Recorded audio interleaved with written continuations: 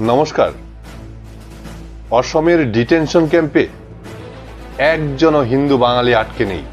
হ্যাঁ, মুখ্যমন্ত্রী চ্যালেঞ্জ দিয়ে বলেছেন অসমের ডিটেনশন ক্যাম্পে একজনও হিন্দু বাঙালি আটকে নেই। এগুলো সম্পূর্ণ চক্রান্ত বিরোধীদের। নির্বাচন আসলেই বিরোধীরা বলে থাকে ডিটেনশন ক্যাম্পে হিন্দু বাঙালিরা আটকে রয়েছে, কিন্তু এগুলো সম্পূর্ণ ভুয়ো, সম্পূর্ণ মিথ্যে। মুখ্যমন্ত্রী বলেন অসমে বিজেপি সরকার আসার পর থেকে একজনও হিন্দু বাঙালি ডিটেনশন ক্যাম্পে নেই। এগুলো সম্পূর্ণ বিরোধীদের ভুয়ো প্রচার।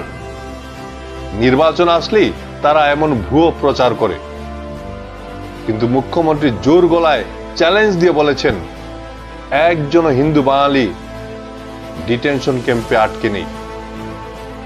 শুনুন মুখ্যমন্ত্রী কি বললেন। আপোনালোকে কোনেও ভয় নাখাব।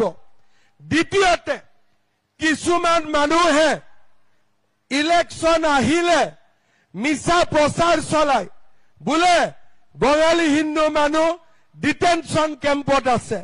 এটা নাম দিয়ক, কোন বঙালী হিন্দু বিজেপি চৰকাৰ অহাৰ পিছত ডিটেনশন কেম্পত আছে? এজনো কোনো ডিটেনশন কেম্পত নাই। মই চ্যালেঞ্জ দিছো, কোনবাই যদি কয় মোক দেখুৱা।